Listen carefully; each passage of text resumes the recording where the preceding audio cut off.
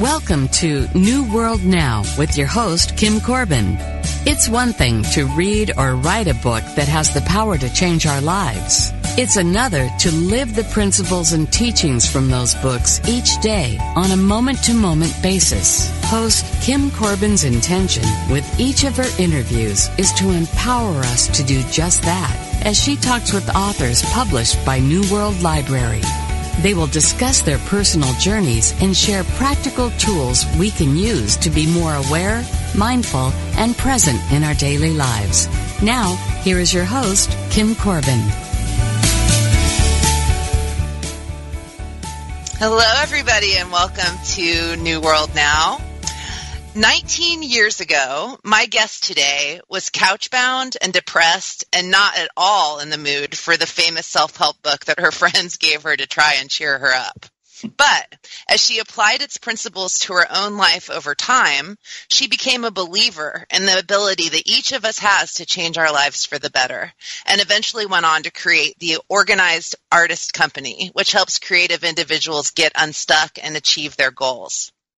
Sam Bennett is a writer, actor, teacher, and creativity and productivity specialist who has counseled thousands of artists and entrepreneurs on their way to success.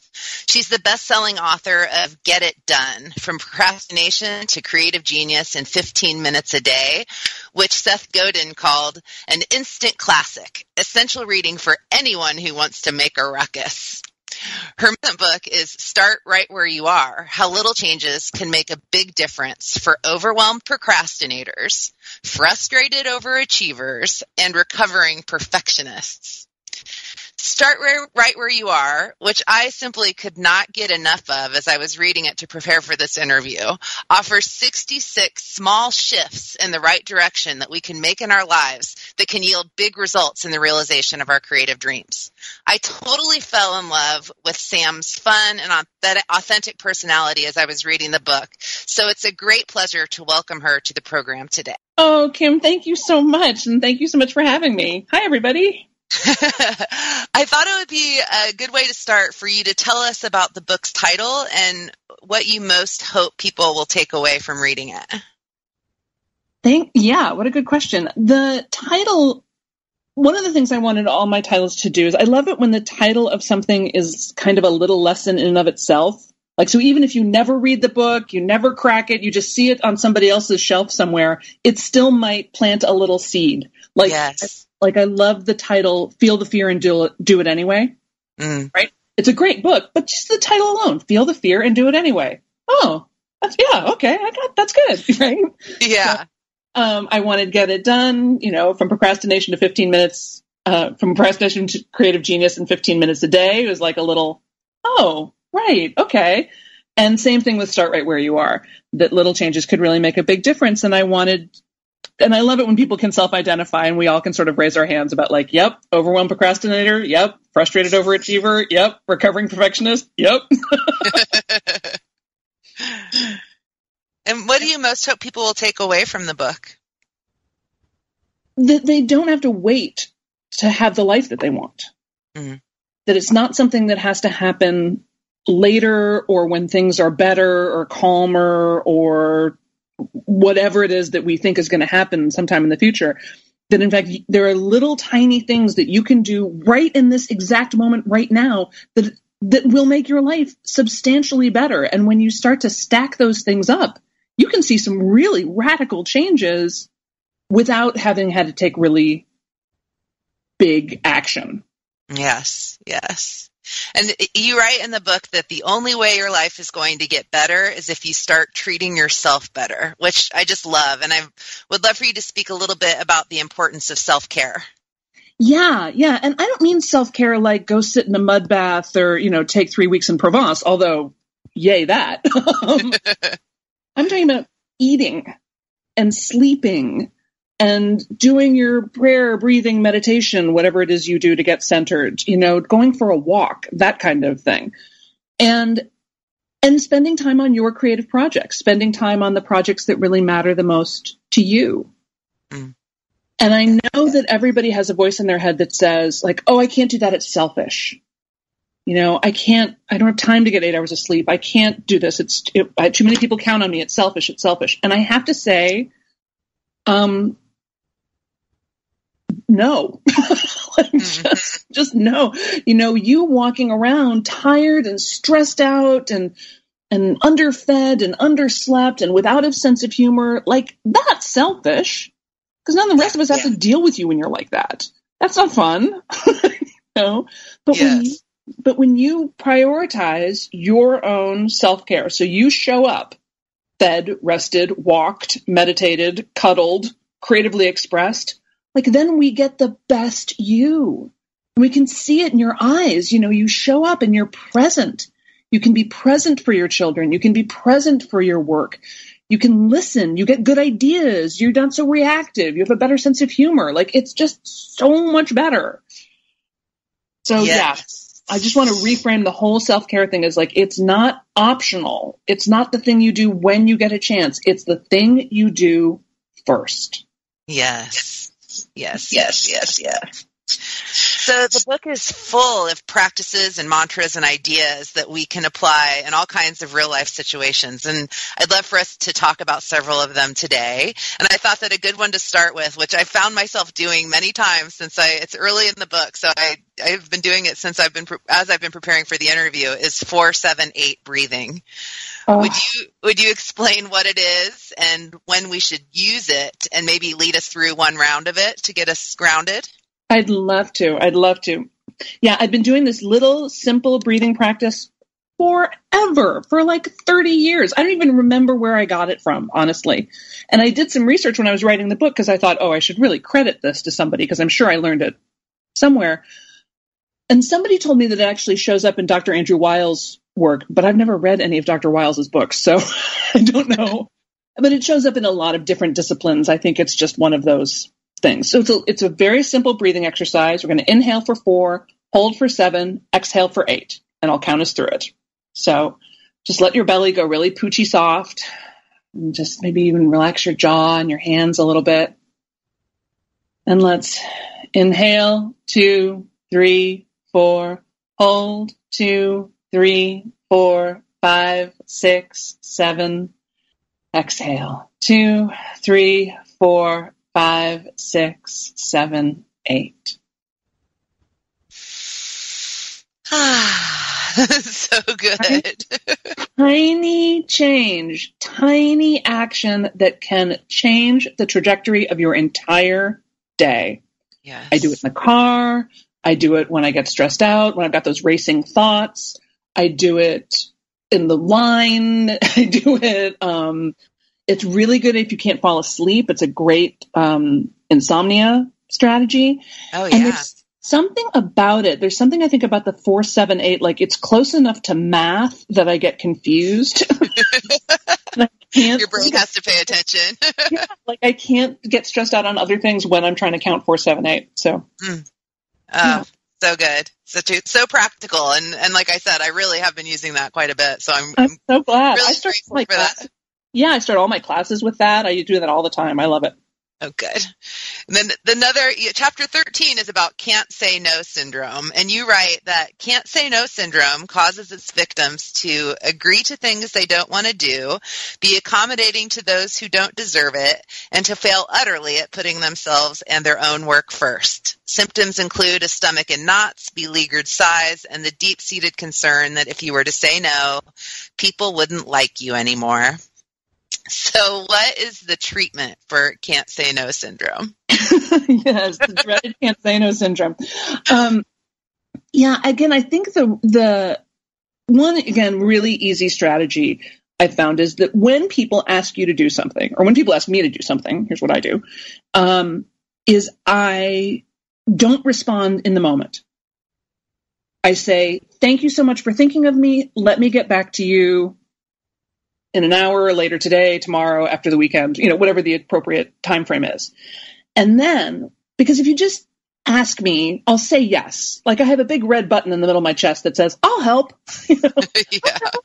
You need help? I'll help, But it's not always the best and highest use of my time. It's not always the way that I can really best contribute. There's a lot of reasons sometimes to say no. So sometimes, so I'll say, let me get back to you. And then I really think about it, and I check with my checkbook. I check with my date book. I check with my inner wisdom and intuition and really, think about if this is going to be helpful to me or to them. And if the answer is yes, then I get back and say, yep, absolutely. I'd love to. I'm in. And if the answer is no, I say, thank you so much for thinking of me. I'm just not available. And here's the magic part is when you say that, nobody bugs you about it anymore. It's like if you just say no in the moment, you say, Kim, can you do this for me? And you go like, oh, no, I can't. Really? Are you sure? Because we really need you and it'll be really fun. And so-and-so's going to be there and it won't take very much time. Like they'll just keep putting the screws on until you say yes. But if you step away for a second, think about it, and then get back to them, they know you've taken them seriously and they know that your no is a real no. Yeah, and I love how you also offer in the book to have your readers use you as the heavy. Totally.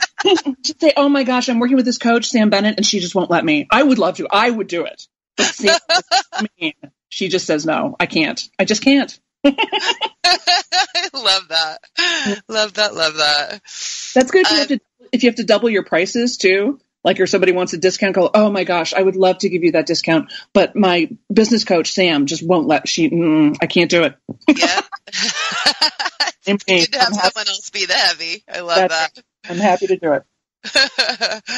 You have a great chapter about what you call time boulders, which are the things that happen in our lives, like a health crisis or a financial setback or an extremely demanding full-time job that we have to deal with from time to time. And you encourage us to use the mantra, it has come to pass, which is similar but also different from one of my favorites, which is this too shall pass. So can you just talk about it has come to pass and how we can use that in our lives? Yeah, I actually learned this from my friend Margaret, but this phrasing it almost with a little pause in the middle too, like it has come to pass. Like the reason it has come is so that it can pass, and reminding us that all things pass away. So this feeling that you have, I think sometimes when we're in the middle of something really thick, one of those big boulders in the road, like, and sometimes they're happy boulders. Sometimes, there's a new baby in the house or something, but it's a giant time and energy suck. You can't go on the way you had been going on. And sometimes we get oppressed by those events because we feel like it's not going to end. We feel like, oh no, this is it. I'm stuck. I'm stuck in this job. I'm stuck with this health crisis. I'm stuck with this financial crisis. I'm stuck with this new baby. But believe me, it will pass. So to remember that there is a lesson for you in this moment, and that while there are definitely things that you don't have a choice about, that you have to show up, you have to do it, you just gotta do it. There's also maybe more options than you think you have, more choices than you think you have. You can get more help than maybe you think you can get. And you can keep moving forward on the projects that matter most to you, even if it's just 5 minutes a day. Yes. You also encourage us during those times to look for the lesson and write. As the wise woman says, this is not happening to you, this is happening for you. No matter how dismal your current circumstances, it can be worth it to ask, what am I learning here? Which is just such a good practice. And I was wondering if you might be able to give us an example of what an unexpected answer to that question might be in a real life scenario. Yeah, sometimes we're being asked to learn way more about cancer than we ever thought we needed to know. Sometimes we're being asked to learn way more about estate law than we ever thought we needed to know.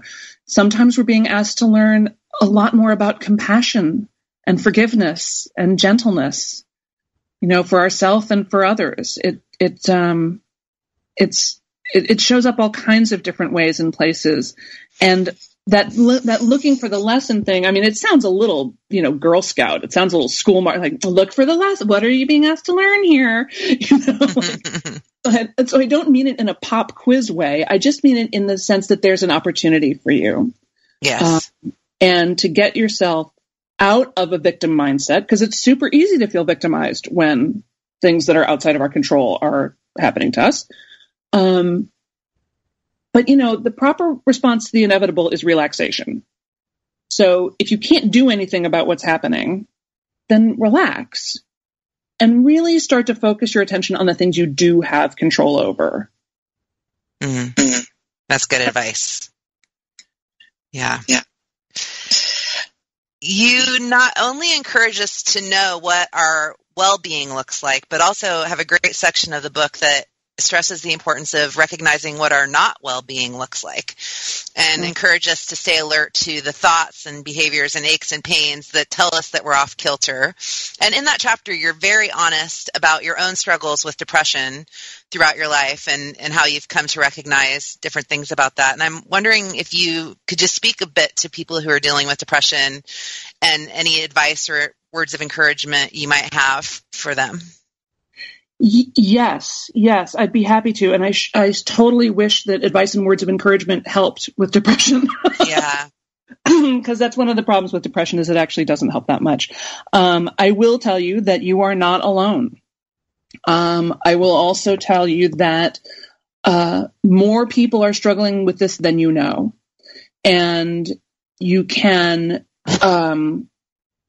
it's amazing how much help you can get when you start telling people that it's happening. Yes. You know, and it's nothing to be ashamed of. I mean, if you had a sore foot or diabetes or bad eyes or some other, genetic malfunction, you wouldn't think that is a commentary on your character. And depression and anxiety aren't either. And it's a little confusing because in this culture, we use the words depression and anxiety to refer to both the mood and the clinical condition. And sometimes we're depressed, like just because crappy things have happened. So we have a mood of depression. But for me, the way I know, when I really know that depression's got its jaws on me is when nothing helps. It's not a mood.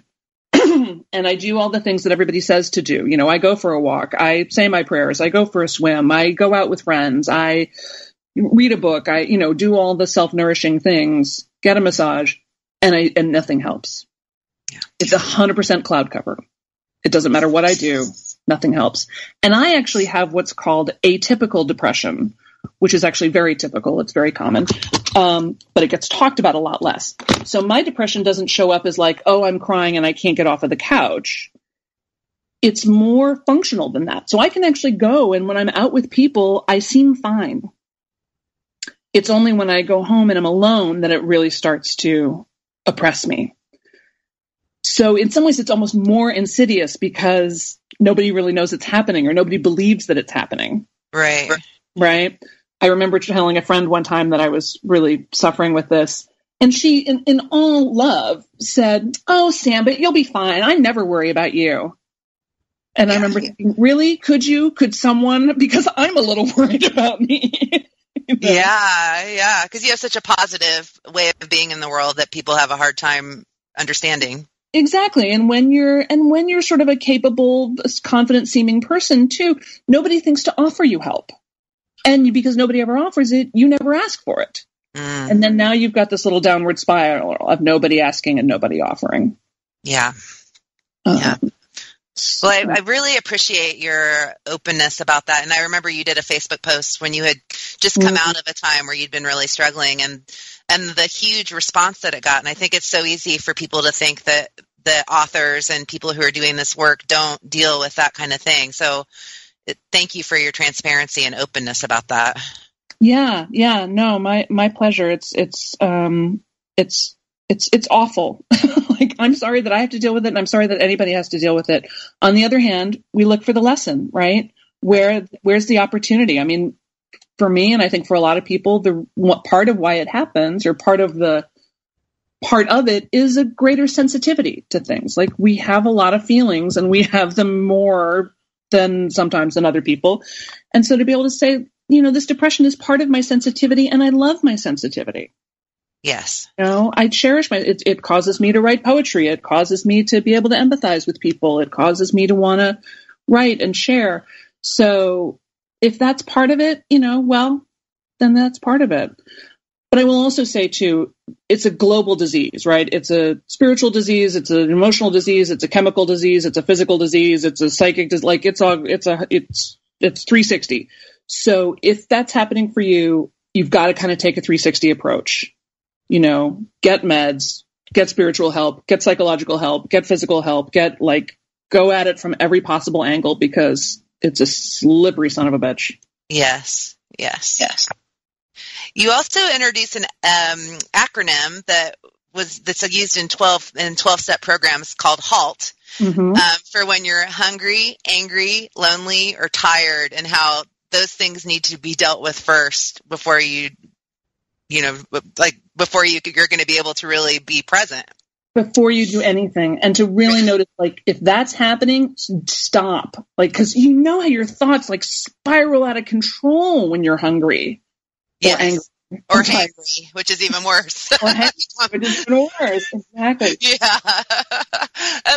So it's easy to know, when you're hungry, you eat. When you're lonely, you get, surround yourself with other people. When you're tired, you sleep. But what advice do you have for dealing with anger in the moment? Well, the advice I have for dealing with anger is the advice I have for dealing with any feeling that's got you stuck, which is make some 5-minute art about it. Yes, you write about that a lot in the book. So tell us about 5-minute art. I do. Make some 5-minute art about it. So what that means is you just take a second, when you've got that feeling, that when you can't shake it, you shouldn't be mad at this person, or that you're, a little out of control on some issue, or you're being trapped by something in the past, especially, some old voice or some old feeling or some old event. So to take a minute and draw a picture of how that feels, or write a poem or a fairy tale, or make up a little song, or do a dance, or get out the Sculpey clay, just anything. And it doesn't have to be good, and you never have to show it to anybody, but to get that feeling out and let that feeling take form in front of you, so that then you can see it and start to interact with it in a new way. Because here's the thing. Feelings just want to be felt. Feelings just want to be felt. And once a feeling has been felt, it can get promoted. It can move on to a better job. but as we know, we had the experience of the more you try to resist a feeling, the more you try to lock a feeling away, the stronger it gets, and the more it's going to beat on the door, and the more it's going to start making decisions for you. Yes. So you make some 5-minute art about it. And for those of you who are thinking I'm not creative, I'm not artistic, let me just remind you, at one time you were a child, and you were perfectly happy to draw and paint and dance and run around like a crazy person. So just let that part of you do this. Yes, I love that. And you have a great chapter on kind of getting familiar with that child. With us as a skipper, my inner child and I are pretty tight. And I love how you write about how we're really reparenting ourselves now. Yeah. It's beautiful for that little kid inside. Yeah. A lot of us are not exactly members of the Happy Childhood Club, but the good news is, we're grown-ups now. We get to reparent ourselves. Yes. And I thought that our time, once again, time goes by so fast on these things, but I wanted to read, you have these wonderful pauses and prayers throughout the book, and I thought this would be a good way for us to close, which is part of one of your prayers. And it just really speaks to, I think, what this podcast is all about. And it's help me live in the present moment. As I put my hand on my heart, let me feel the soft, quiet place that is your now. Let me be filled with the certainty that if I stay connected to you, I will see what is fun, funny, and joyful about this. I will quit making nightmares in my mind. I will focus my attention on this now, right now, our one and only now. Ugh, Sam, that's so beautiful. Oh, thank you. It sounds great when you say it, Kim. I love that. Well, I said it so many, I really have come back to that, and it's really the intention of the podcast. So, Thank you for that. And thank you for being with me today. I want everyone to check out Sam's website, startwhereyouare.com, where you'll find lots of exercises and practices, more than we talked about today. And I also want to invite you to join the New World Now podcast group that we've created on Facebook, where we're going to be talking about the different things that happen in each episode, and you can provide feedback and ask questions of our guests even. And finally, if you enjoyed today's podcast, I would love for you to leave us a 5-star review and rating on iTunes. If you just search for New World Now, you can do that, and it would be a huge help. And thanks so much for being here, and I look forward to connecting with you on future episodes of New World Now.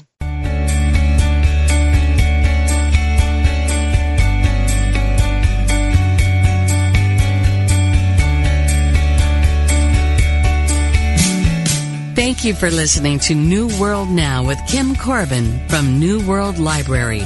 New World Library publishes books and audio that inspires and challenges us to improve the quality of our lives and our world. For more information about their books and authors, visit them online at newworldlibrary.com.